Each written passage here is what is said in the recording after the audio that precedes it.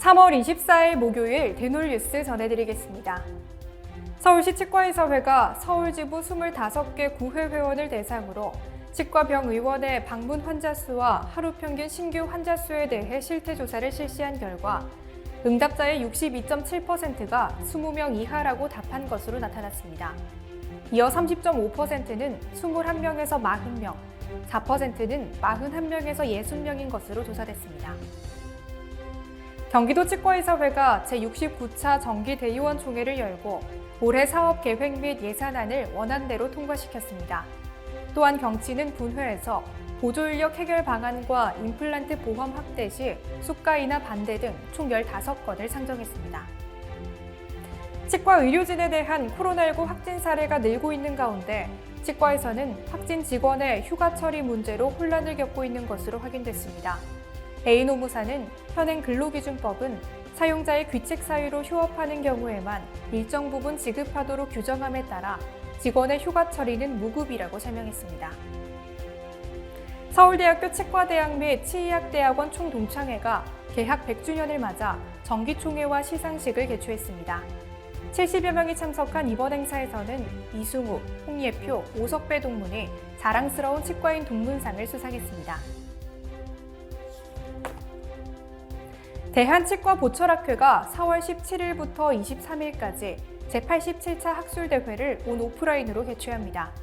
이번 학술대회에서는 경북대 치대 이두형 교수 등이 연자로 나서 구강학 안면 영역에서의 영상 통합과 AR의 적용에 대해 강연을 펼칠 예정입니다. 대한영상치의학회가 제54차 온라인 춘계학술대회를 성황리에 마무리했습니다. 80여 명이 참가한 이번 학술대회에서는 연세대 치대 한상선 교수 등이 연자로 나서 영상치의학 분야에 대한 인공지능 기술 동향을 공유했습니다. 연세대학교 치과대학이 영이글 프로그램 1기 수료생 7명을 배출해 눈길을 끌었습니다. 영이글 프로그램은 학생들이 기초 연구 과정을 미리 체험하고 치의과학자로의 성장을 돕는 프로그램입니다. 서울시 구로구가 성장기 아동과 청소년의 구강질환을 예방하기 위해 찾아가는 구강보건 사업을 실시합니다.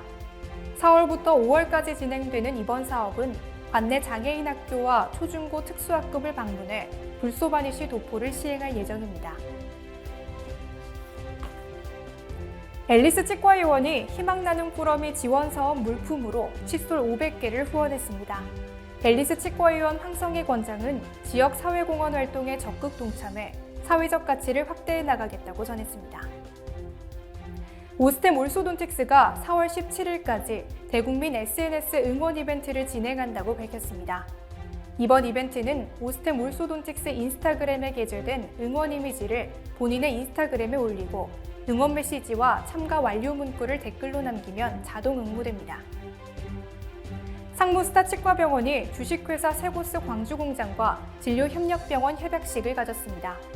이번 협약에 따라 상무스타 치과병원은 세고스 광주공장의 직원 및 가족들에게 구강검진 등을 지원할 방침입니다. 광주여자대학교 치위생학과가 신입생 스타트업 프로그램을 실시했습니다. 프로그램에 참여한 신입생들은 담당 지도교수와 면담 프로그램을 진행한 가운데 지도교수는 학사과정과 국가고시 준비 등을 소개했습니다. 대놀뉴스는 치과인 여러분의 제보를 기다립니다. 경조사, 인사동정, 봉사활동, 각종 행사 소식 등 치과계에 공유할 어떠한 소식도 좋습니다. 화면에 보이는 이메일이나 전화로 제보해 주시면 대놀뉴스에 반영 가능하고 우수 제보자에겐 소정의 상품도 드리겠습니다. 이상으로 대놀뉴스를 마칩니다. 고맙습니다.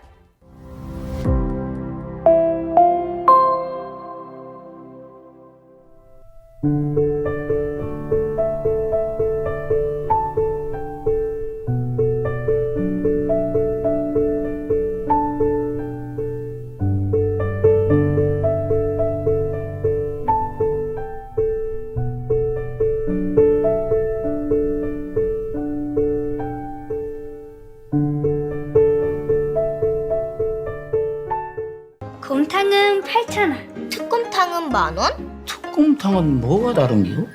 뭐가 달라서 다르겠쥬. 임플란트 하면 좋은겨?